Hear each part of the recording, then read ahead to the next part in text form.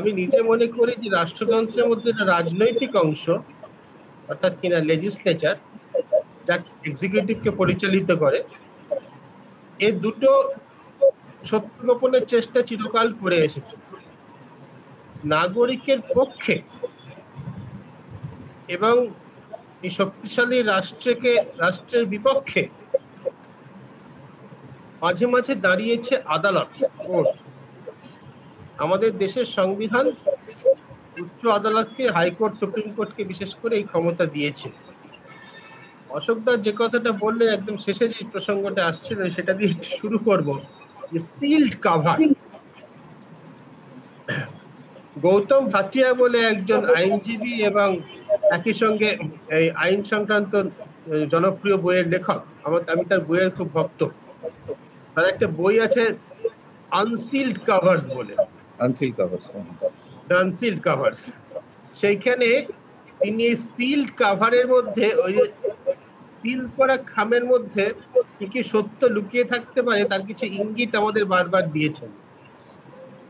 একের পর এক মামলা, দেশের অন্তত 4-5 জনের কথা আমি মনেই করতে পারছি, প্রাক্তন প্রধান বিচারপতি যারা বিভিন্ন সময় অশোকদা যে ধরনের ঘটনার কথা, আসামে এনআরসির কথা বলেছেন, আমি পশ্চিমবঙ্গ সংক্রান্ত একটা সাম্প্রতিক ঘটনার কথা বলবো, অভয়া মামলা।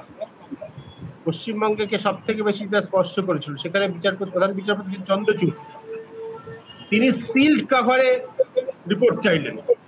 সিল্ড কাভারের রিপোর্ট তো বিচারপতিরাই দেখতে পারেন, এটা কিন্তু অন্য আইনজীবীরাও পাবে না।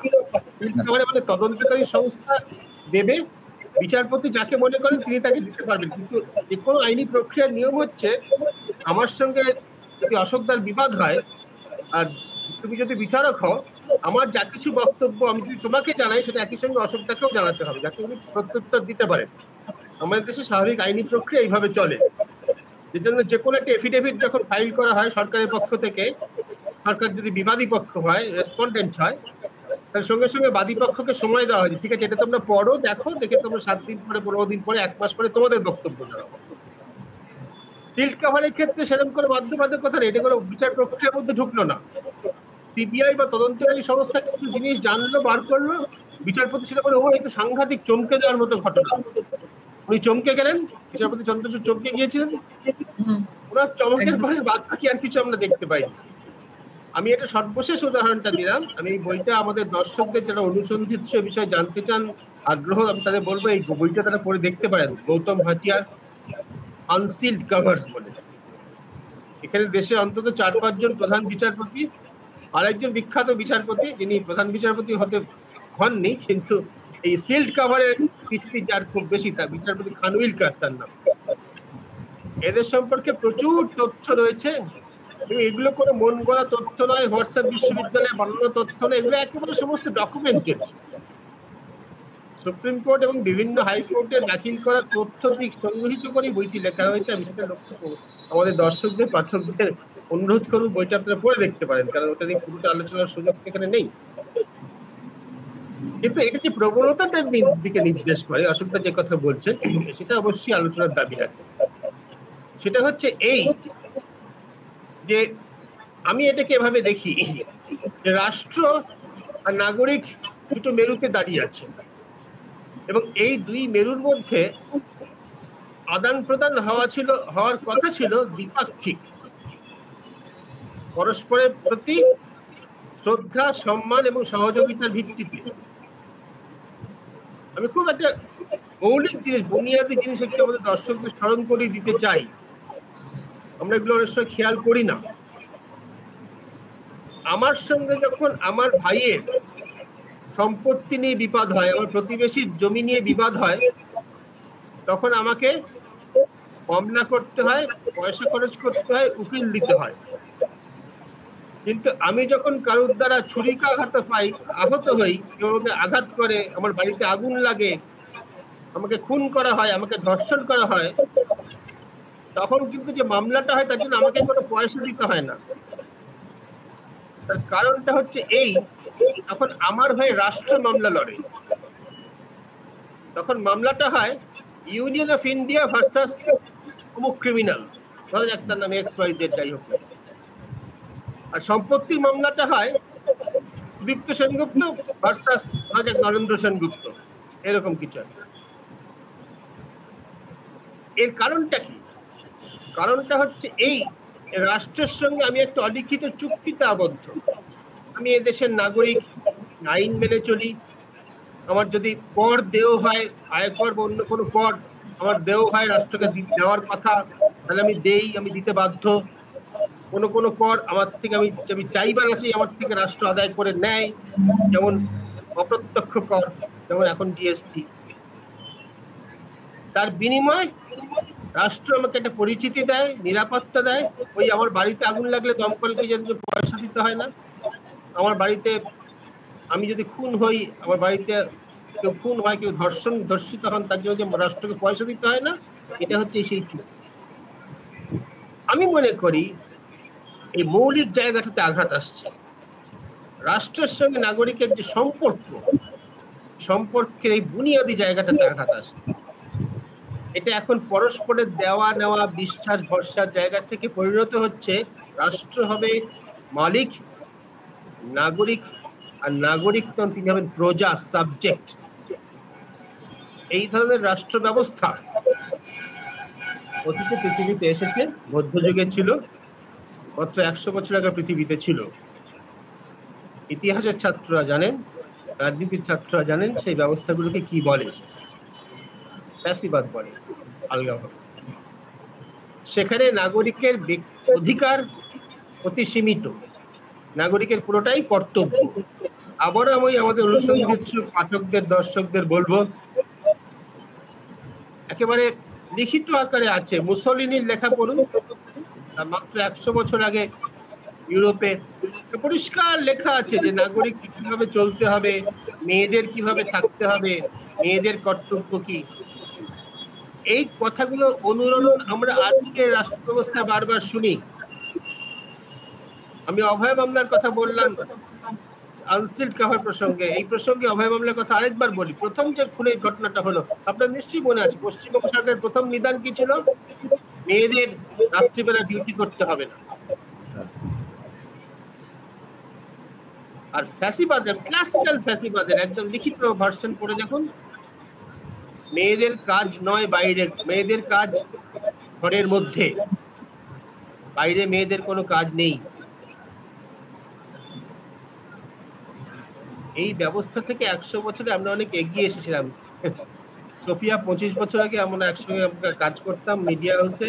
এখন যে কোনো মিডিয়া হাউসে আপনারা যদি যান, যারা 40 বছরের কম বয়স, তাদের মধ্যে দেখবেন 70 থেকে 80% মহিলা, এবং তারা দিনে রাতে সমানভাবে কাজ করেন, করতে হয়। পশ্চিমবঙ্গে ছেলেদের মধ্যে ক্লাস 11-12 স্কুলের ছুটের হার, মানে ড্রপ আউটের হার যত বেশি, তাতে আজ থেকে কয়েক বছর পরে, এখনই বিভিন্ন কলেজে হয়েছে, আজ থেকে কয়েক বছর পরে এর হোয়াইট কলার জবে, কর্মক্ষেত্রে যেখানে গ্রাজুয়েট ডিগ্রি লাগে, মানে কার্যকর গ্রাজুয়েট ডিগ্রি, ছাপ নয়, সেখানে ছেলেদের পাওয়া খুব কঠিন হবে বলে আমার ধারণা। সমস্ত মেয়েরা থাকবে, কারণ মেয়েরা পড়াশোনা এখনো করছে গ্রাজুয়েট স্তরে। একদিকে এই বাস্তবতা, অন্যদিকে অশোকদা যার কথা বলছেন, রাষ্ট্র সমস্ত তথ্য গোপন করতে চায়। কিন্তু সোফিয়া একটা কথা বলে শুরু করেছিল, সেটাও আমি খুব জোরের সঙ্গে আরেকবার বলতে চাই, নাগরিকের সমস্ত তথ্য কিন্তু রাষ্ট্র নিয়ে নিচ্ছে। আমরা কলকাতার বাসীরা অন্তত এটা জানেন নিশ্চয়ই, প্রত্যেকটা এলপিজি কানেকশনের জন্য, বুক করার জন্য, যখন এখন প্রথম করা হচ্ছে, ওই নাম্বারটা ডায়াল করা হচ্ছে এলপিজি বুকিং এর, প্রথম আসছে যে আপনি কি আধার বায়োমেট্রিক করেছেন, না করা হলে গ্যাসের দোকানে গিয়ে করে আসুন। সামান্য একটা জিনিস সরাসরি কেনা বেচা হচ্ছে, সরকার বিক্রি করছে, আমি কিনছি, তার জন্য আমার পরিচয়, আমার আঙ্গুলের ছাপ, চোখের মনির ছাপ, আমার পরিচয় লাগবে যে আমিই কিনছি বিষয়টা। সরকার আমাকে 19 টাকা 57 পয়সা সিলিন্ডার পিছু ভর্তুকি দেয়, অনেককে সেটা নেন না, তাদের সেক্ষেত্রে সরকার সম্পর্ক শুধুই একটা জিনিস কেনা বেচা। ভাবুন তো, একদিকে আমরা মুক্ত বাজারের, মুক্ত অর্থনীতির এত জয়গান করছি, অন্যদিকে সামান্য একটা গ্যাসের সিলিন্ডার আর কেনার জন্য আমি আমার যাবতীয় ব্যক্তিগত তথ্য গ্যাসের দোকানের ডিস্ট্রিবিউটরের হাতে তুলে দিচ্ছি। সম্প্রতি আরেকটি এসএমএস নিশ্চয়ই অনেকের কাছে এসেছে, যাদের ড্রাইভিং লাইসেন্স আছে তাদের সবার কাছে এসে থাকবে, আমার কাছে এসেছে। আপনার ড্রাইভিং লাইসেন্সের সঙ্গে আধারকে যুক্ত করুন। এতদিন আধার আর ড্রাইভিং লাইসেন্স দুটো আলাদা নথি হিসেবে গণ্য হতো। আমরা সকলেই জানি নানা জায়গায় যেখানে পরিচয়পত্র লাগে হয় আধার অথবা ড্রাইভিং লাইসেন্স অথবা পাসপোর্ট, এরকম অনেকগুলো আছে যেগুলো আমাদের ঠিকানা বা জন্ম তারিখের প্রমাণ, একটা বদলে আরেকটাও চলে। এখন বলছে আধারের সঙ্গে যুক্ত করুন। এর কি আদৌ কোনো প্রয়োজন আছে? মানে সমস্ত তথ্য সংখ্যাবদ্ধ হয়ে একজনের কাছে থাকবে। আমি যেই মুহূর্তে কেরালাতে একটা দোকান থেকে আঙুলের ছাপ দিয়ে রেশন তুলবো, সেই মুহূর্তে জানা যাবে যে আমি সত্যি সত্যি সেখানে আছি, আমি পশ্চিমবঙ্গে নেই বা হরিয়ানাতে নেই, সুতরাং আমি সেখানে গাড়ি ড্রাইভ করতে পারি না। এই জাতীয় একটা জর্জ অরওয়েলের 1984 বইয়ের মতো একটা বিগ ব্রাদারের ডেটাবেস গড়ে তোলা ছাড়া কি লক্ষ্য থাকতে পারে? আমাদের দেশে ভোটে জালিয়াতি এত অভিযোগ ওঠে, একটা দাবি কোনো মুহূর্তে অনেক আগে উঠেছিল, খুব সরল, আধারের সঙ্গে ভোটার আইডি কার্ডকে যুক্ত করে দিল। এখন বলা হচ্ছে আধারের ভিত্তিতে voter ID card supreme court দিতে বলেছে, আধারের সঙ্গে ভোটার আইডি কার্ডকে যুক্ত করে দিন না। বায়োমেট্রিক দিয়ে যদি ভোট দিতে হয় তাহলে জাল ভোট করার কোনো সমস্যা থাকবে না, কোনো সম্ভব হবে না। আমার আঙুলের ছাপ তো পৃথিবীতে আর কারো নেই। আমি কিন্তু এর পক্ষে সওয়াল করছি না, এটা ওটা অন্যদিকও আছে, কে কাকে ভোট দিল সেই তথ্য স্থায়ীভাবে রেকর্ডেড হয়ে যেতে পারে, অনেক দিক ভাবার আছে, কিন্তু এটাও তো একটা সম্ভাবনা।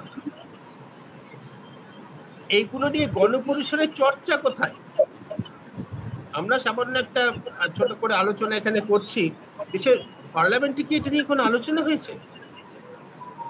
আমরা তো শুনতে পাই না। আমি অন্তত কোনো নিউজ রিপোর্টে দেখিনি যে এই রান্নার গ্যাস দেওয়ার জন্য বায়োমেট্রিক করতে হবে, এই যে সমস্ত ন্যাশনালাইজড কোম্পানিগুলো বলছে, আমার ধারণা প্রাইভেট কোম্পানি গুলো বলছে, আমার কোনো প্রাইভেট কোম্পানির কথা জানা নেই যারা গ্যাস দেয় পশ্চিমবঙ্গে বা কলকাতায় বা আমার আশেপাশে। এটা পার্লামেন্টে কোনো আলোচনা হয়েছে? দেশের মানুষের মতামত নেওয়া হয়েছে? জনপ্রতিনিধির মাধ্যমে তো দেশের মানুষের মতামত প্রতিফলিত হয়নি। সরকার ঠিক করেছে আমার সমস্ত তথ্য নিয়ে নেবে, কিন্তু সরকার তার কোনো তথ্য দেবে না। আরো অনেকগুলো দিক আছে, আলোচনা করা যায়। তার আগে আমি ছোট্ট একটা আপাতত কথা শেষ করবো, এটা একটা কি বলবো, একটা কাহিনী দিয়ে, একটা গল্প দিয়ে, মানে গল্প কিন্তু সত্যি ঘটনা। শিক্ষাগত যোগ্যতা নিয়ে অসত্য কথা বলার একটা প্রবণতা কিছু মানুষের মধ্যে থাকে। কোন শিক্ষা প্রতিষ্ঠানে পড়েছেন, কবে পড়েছেন। আমি দুজন সাংবাদিকের গল্প বলছি, নাম করবো না, একজন মারা গেছেন, বাস্তব ঘটনা, আর একজন এখনো দিব্যি আছেন, তো এখন আর সাংবাদিকতা করেন না, এখন পশ্চিমবঙ্গ সরকারের কল্যাণে একটা সরকারি পদে আছেন। একজনকে জিজ্ঞেস করছেন লেখাপড়া সংক্রান্ত বিষয়, কলেজ টলেজ নিয়ে কথা হচ্ছে। ধরেন একজন নাম এ, একজন নাম বি। এ বি কে জিজ্ঞেস করছে তুই যেন কোন কলেজের? বি বলছে আমি তো ইংলিশ অনার্স, সেন্ট জেভিয়ার্স। এ জিজ্ঞেস বলছে তাই নাকি, তা আগে তো কখনো জানতাম না, বলিস নি তুই কখনো? এ আমি জানি যে প্রেসিডেন্সি কলেজের ছাত্র এবং ফিজিওলজির ছাত্র। বি বলছে না, এর বলার কি আছে। বিয়ের একটু স্বভাবটা এরকম ছিল আর কি, নানা রকম কথা বলা, একটু বাড়িয়ে বলা। এবং তাই সত্যি আমি তো জানতাম না, জানার কি আছে, তো অমুকে পড়াতেন, অমুক প্রফেসর পড়াতেন, প্রফেসর লাল পড়াতেন। প্রফেসর লাল বলে একজন সত্যি খুব বিখ্যাত প্রফেসর ছিল, আজকে কয়েক বছর ইংরেজি প্রফেসর, মহাভারত অনুবাদের জন্য খুব বিখ্যাত। প্রফেসর লাল পড়াতেন, প্রফেসর কাপারিয়া পড়াতেন। আমি সন্দীপ হায়ার সেকেন্ডারি পড়েছি বলে আমি জানি। তখন এ জিজ্ঞাসা করছে আচ্ছা তোর কোন ব্যাচ? এখন বি বলছে ওটা ঠিক আমার হয়তো খেয়াল নেই। এখন এ জিজ্ঞেস করছে আচ্ছা তোর ব্যাচে কি সেন্ট জেভিয়ার্স ইংলিশ অনার্স তুই একলা পড়তিস, তোর সঙ্গে আর কারা পড়তো? তখন বি দ্রুত সেখান থেকে চলে গেল। কোনো কলেজের বিখ্যাত প্রফেসরদের নাম সবাই জানে এবং জানতে পারে, কিন্তু নিজের শিক্ষাগত যোগ্যতা সম্পর্কে যদি কেউ মিথ্যা কথা বলে যে আমি অমুক ক্লাসে অমুক সময় পড়তাম, সেন্ট জেভিয়ার্সে ইংলিশ অনার্স পড়তাম, কোনো একটা করে বছরে তো সে পড়তো, কোনো একটা বছরে তো গ্রাজুয়েশন তার হয়েছে। যেমন নরেন্দ্র মোদী দিল্লি বিশ্ববিদ্যালয় থেকে 78-এ হয়েছিল, সেটা তো কোনো একটা বছর তো তার গ্রাজুয়েশন হয়েছে সেন্ট জেভিয়ার্স থেকে। সেই বছর সেন্ট জেভিয়ার্সে ইংলিশ অনার্সে সে তো একলা পড়তো না, 30 জন সহপাঠী ছিল, যার প্রফেসর লাল, প্রফেসর কাপাড়িয়া ইত্যাদি কাছে পড়েছেন। সেন্ট জেভিয়ার্স কলেজে যারা ইংলিশ অনার্স পড়েছে 30 জনের, তারা সবাই মানে বিশ্বব্রহ্মাণ্ড থেকে হারিয়ে গিয়েছে, তাদের কারোর কোনো খোঁজ নেই, কেউ কে কি করে কেউ খবর রাখে না, এত হতে পারে না। প্রধানমন্ত্রী 1978 সালে যে দিল্লি বিশ্ববিদ্যালয় থেকে গ্রাজুয়েট হয়েছিলেন এ বিষয়ে আমার কোনো সন্দেহ নেই, এটা প্রধানমন্ত্রী নিজে এফিডেভিটে জানিয়েছেন, অসুবিধা বলে।